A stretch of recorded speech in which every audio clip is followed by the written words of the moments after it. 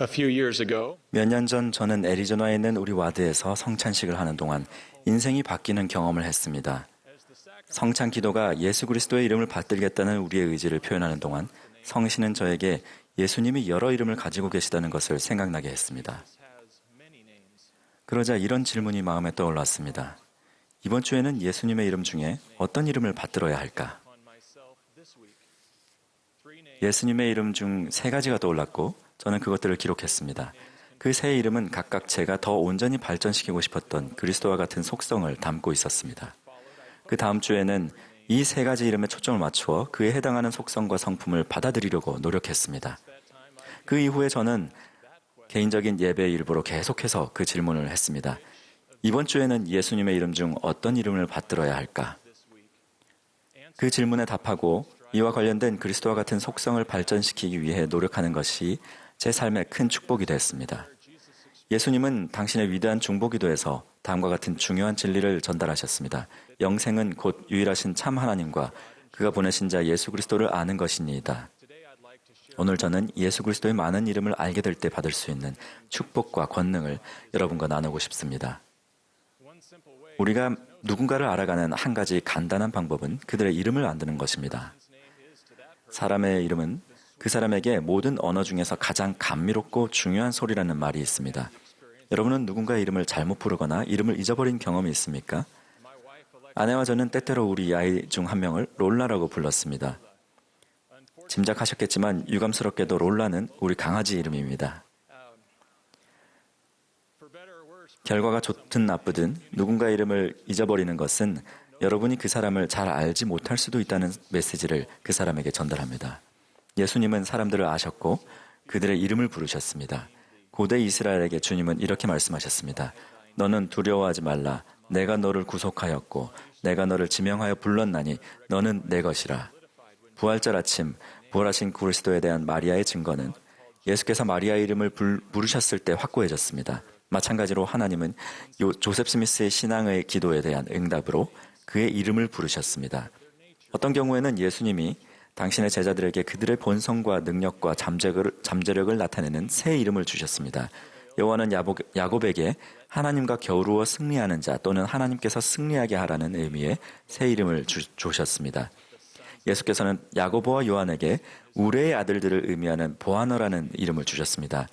예수님은 시몬이 장차 지도자가 될 것을 예견하시고 그에게 반석을 의미하는 게바 또는 베드로라는 이름을 주셨습니다. 예수님이 우리 각자의 이름을 아시는 것처럼 우리가 예수님을 더 잘 알 수 있는 한 가지 방법은 그분의 여러 이름에 관해 배우는 것입니다.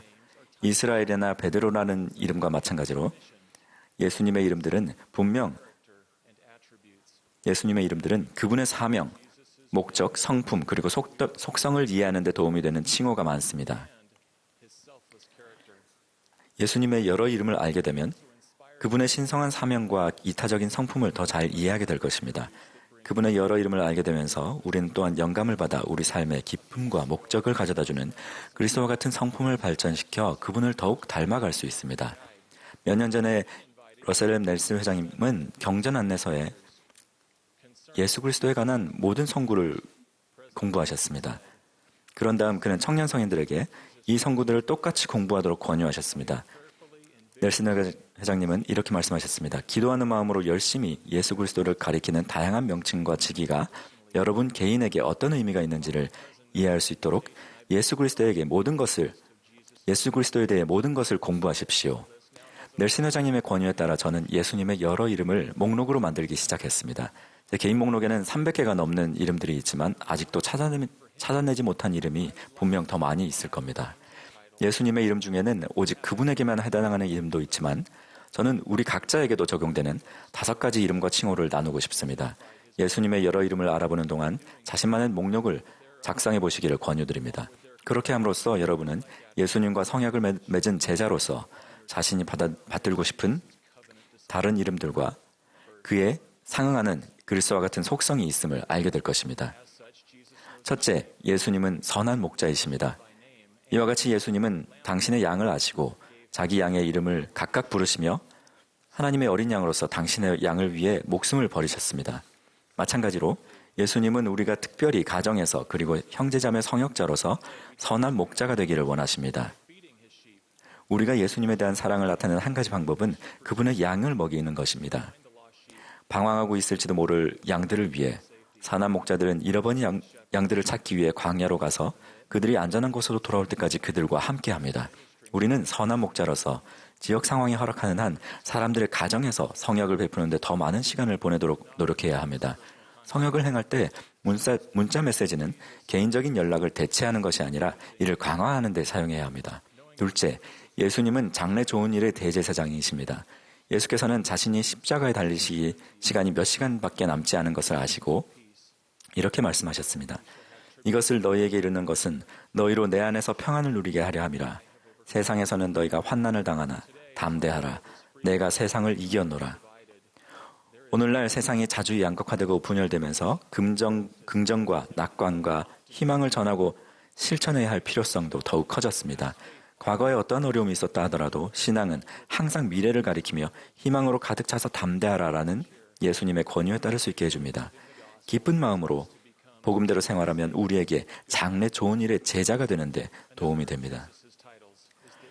예수님의 또 다른 칭호는 어제나 오늘이나 영원토록 동일하심입니다. 한결같음은 그리스도와 같은 속성입니다. 예수님은 항상 아버지의 뜻에 따르셨고 언제나 우리를 구하고 돕고 치유하기 위해 끊임없이 팔을 펼치고 계십니다. 우리가 더 한결같이 복음대로 생활한다면 우리는 더 예수님을 닮게 될 것입니다. 사람들이 온갖 교리의 바람에 이리저리 요동칠 때 세상은 인기의 추에 따라 크게 흔들리겠지만 한결같은 복음 생활을 한다면 우리는 인생의 폭풍우 속에서도 확고하고 흔들리지 않을 수 있습니다. 또한 우리는 주님을 위한 시간을 내십시오라는 넬슨 회장님의 권유를 받아들임으로써 한결같음을 나타낼 수 있습니다. 우리는 매일 기도하고 회개하며 경전을 공부하고 다른 사람에게 봉사하는 것과 같은 거룩한 습관과 의로운 일과를 발전시키는 작고 단순한 일을 통해 위대한 영적인 힘을 얻을 수 있습니다. 넷째, 예수님은 이스라엘의 거룩하신 분이십니다. 예수님의 삶은 거룩함의 본보기였습니다. 예수님을 따른다면 우리도 이스라엘 안에서 거룩한 자가 될 수 있습니다. 성전의 모든 입구 위에는 주님께 거룩함이라고 새겨져 있습니다. 그런 성전에 정기적으로 방문할 때 우리는 더욱 거룩해집니다.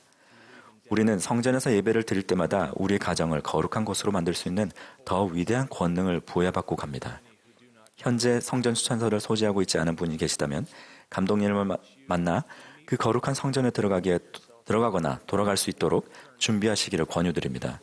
성전에서 시간을 보낸다면 우리 삶의 거룩함이 더욱 증가될 것입니다. 예수님의 마지막 한 가지 이름은 충실과 진실입니다. 예수님이 항상 충실하고 참되셨던 것처럼 그분의 간절한 소망은 우리도 삶에서 이러한 자질을 나타내 보이는 것입니다. 믿음이 흔들릴 때 우리는 베드로가 갈릴리의 폭풍치는 바다에서 가라앉기 시작했을 때 예수님께 외쳤던 것처럼 주여 나를 구원하소서라고 외칠 수 있습니다. 그날 예수님은 물에 빠진 그 제자에게 손을 내밀어 그를 구하셨습니다. 그분은 저에게도 똑같이 하셨고 여러분에게도 똑같이 하실 것입니다. 절대로 예수님을 포기하지 마십시오. 그분은 절대 여러분을 포기하지 않으실 것입니다. 우리가 충실하고 참될 때 우리는 나와 함께 머물라는 의미가 될 수도 있는 내 안에 거하라는 예수님의 부르심에 따릅니다. 우리가 의문에 맞닥뜨리고 우리의 신앙 때문에 조롱받으며 세상의 크고 넓은 건물에 있는 사람들이 조롱하는 손가락이 우리를 향하더라도 우리는 변함없이 충실함과 참됨을 고수합니다. 이러한 순간에 우리는 무슨 생각을 하든지 나를 바라보라. 의심하지 말며 무서워 말라라는 예수님의 간구를 기억합니다. 우리가 그렇게 할 때 그분은 우리에게 당신과 함께하는 데 필요한 신앙과 소망과 힘을 주십니다. 형제자매 여러분, 예수님은 우리가 당신을 알기를 원하십니다. 왜냐하면 그분의 이름이 하늘 아래 우리가 구원받을 수 있는 유일한 이름이기 때문입니다. 예수님은 길이요 진리요 생명이니 그분으로 말미암지 않고는 아버지께로 올 자가 없습니다. 예수님이 유일한 길입니다. 그런 이유로 인해 예수님은 나에게 오라, 나를 따르라, 나와 동행하라, 내게서 배우라 라고 손짓하십니다. 저는 온 마음을 다하여 예수님에 대해서 간증합니다. 그분은 살아계시고 여러분을 사랑하시며 여러분의 이름을 알고 계십니다. 그분은 하나님의 아들이시며 아버지의 독생자이십니다. 그분은 우리의 반석, 우리의 방패, 우리의 피난처, 그리고 우리의 구원자이십니다.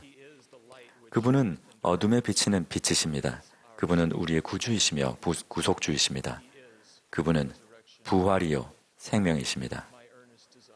여러분이 그분의 여러 이름을 통해 그분에 대해 알게 되고 자신의 삶에서 그분의 신성한 속성을 모범으로 보일 때 더욱더 그분과 같이 되기를 간절히 소망합니다. 예수 그리스도의 이름으로 말씀드립니다. 아멘.